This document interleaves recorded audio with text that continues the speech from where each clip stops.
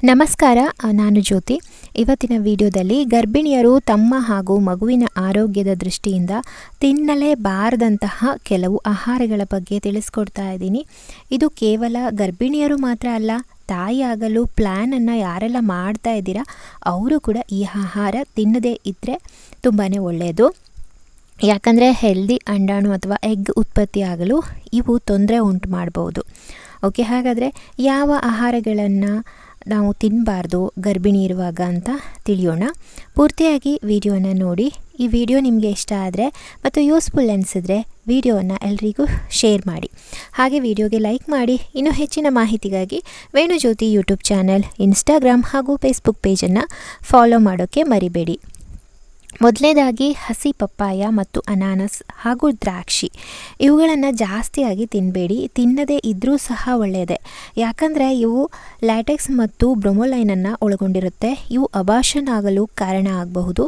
ಇನ್ನು ಎರಡನೆಯದಾಗಿ ಹಸಿ ಮೊಳಕೆ ಕಾಳು. ಕೆಲವರಿಗೆ ಇದು ಆಶ್ಚರ್ಯ ಅನ್ನಿಸ್ಬೋದು, ಯಾಕಂದರೆ ಮೊಳಕೆ ಕಾಳು ಒಳ್ಳೆಯದು ಆರೋಗ್ಯಕ್ಕೆ ಅಂತಾರೆ. ಯಾಕೆ ತಿನ್ನಬಾರ್ದು ಅಂತ ಅಂದರೆ ಇದರಲ್ಲಿ ಕೆಲವು ದೇಹಕ್ಕೆ ಬೇಡದೇ ಇರುವಂತಹ ಬ್ಯಾಕ್ಟೀರಿಯಾ ಕೂಡ ಉತ್ಪತ್ತಿ ಆಗುತ್ತೆ. ಅದು ಗರ್ಭಿಣಿಯರ ಆರೋಗ್ಯಕ್ಕೆ ಒಳ್ಳೆಯದಲ್ಲ. ಇದನ್ನು ಬೇಯಿಸಿ ತಿನ್ನುವ ಅಭ್ಯಾಸ ಮಾಡಿಕೊಳ್ಳಿ. ಹಸಿ ಮೊಳಕೆ ಕಾಳು ತಿನ್ನುವುದು ಬೇಡ. ಮೂರನೇದಾಗಿ ಇಂಗು ಹಾಗೂ ಗಿಣ್ಣು ಹಾಲಿನಿಂದ ತಯಾರಿಸಿದಂತಹ ಗಿಣ್ಣು, ಇದು ಕೂಡ ಹಾಗೆ ತುಂಬ ಹೀಟ್ ಪದಾರ್ಥ. ಅದಕ್ಕಾಗಿ ಇದನ್ನು ಗರ್ಭಿಣಿಯರು ತಿನ್ನಬಾರ್ದು. ಇದರಿಂದ ಅಬಾರ್ಷನ್ ಆಗುವ ಸಾಧ್ಯತೆ ಇರುತ್ತೆ. ಇನ್ನು ನಾಲ್ಕನೆಯದಾಗಿ ಫ್ರೀಝರ್ನಲ್ಲಿ ಇಟ್ಟಂತಹ ಮೀನು, ಚೀಸ್, ಚಿಕನ್, ಪನ್ನೀರ್ ಇತ್ಯಾದಿ ಸಾಮಾನ್ಯ ಜನರು ಫ್ರಿಜ್ನಲ್ಲಿ ಇಡುವ ವಸ್ತು ಸೇವಿಸುವುದು ಒಳ್ಳೆಯದಲ್ಲ. ಇನ್ನು ಗರ್ಭಿಣಿಯರು ಇದನ್ನು ಆದಷ್ಟು ಅವಾಯ್ಡ್ ಮಾಡಿಬಿಡಿ, ನಿಮ್ಮ ಆರೋಗ್ಯದ ದೃಷ್ಟಿಯಿಂದ ಹಾಗೂ ಮಗುವಿನ ಆರೋಗ್ಯದ ದೃಷ್ಟಿಯಿಂದ. ಇನ್ನು ಐದನೇದಾಗಿ ಸಂಗ್ರಹಿಸಿದ ಆಹಾರಗಳು, ಅಂದರೆ ಅಂಗಡಿಯಲ್ಲಿ ಕೆಲವು ಆಹಾರಗಳು ರೆಡಿಯಾಗಿ ಸಿಗುತ್ತೆ. ಚಪಾತಿ ಇರ್ಬೋದು, ಪರೋಟ ಇರ್ಬೋದು, ಇನ್ನು ಕೆಲವು ವಸ್ತುಗಳು ಇವೆಲ್ಲ ಇವಾಗ ರೆಡಿಯಾಗಿ ಸಿಗ್ತಾ ಇದೆ. ಬೇಕ್ರಿ ಐಟಮ್ ಇರ್ಬೋದು, ಕೇಕ್, ಕರಿದ ತಿಂಡಿ, ಇವೆಲ್ಲ ಆರೋಗ್ಯಕ್ಕೆ ಒಳ್ಳೆಯದಲ್ಲ. ಇನ್ನು ಕೆಲವು ಆಹಾರಗಳು ಕೆಲವರಿಗೆ ಆಗಬರೋದಿಲ್ಲ. ಚಿಕನ್ನು, ಮಟನ್ನು, ಶೀಗಡಿ, ಆಲೂಗಡ್ಡೆ, ಮೊಳಕೆಕಾಳು, ಹಾಗಲಕಾಯಿ, ಹೀಗೆ ಒಬ್ಬೊಬ್ಬರ ದೇಹಕ್ಕೆ ಒಂದೊಂದು ಆಹಾರ ಆಗಬರೋಲ್ಲ.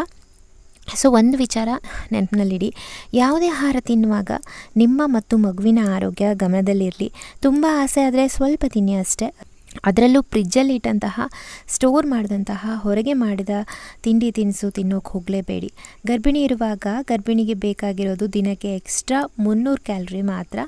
ಸೊ ಹಾಗಾಗಿ 3ರಿಂದ 4 ಟೈಮ್ ಒಳ್ಳೆಯ ಒಂದು ಪೌಷ್ಟಿಕ ಆಹಾರವನ್ನು ತೊಗೊಂಡ್ರೆ ಸಾಕಾಗುತ್ತೆ. ಜೊತೆಗೆ 4 ಲೀಟರ್ ನೀರನ್ನು ಕುಡಿಯೋಕ್ಕೆ ಮರಿಬೇಡಿ.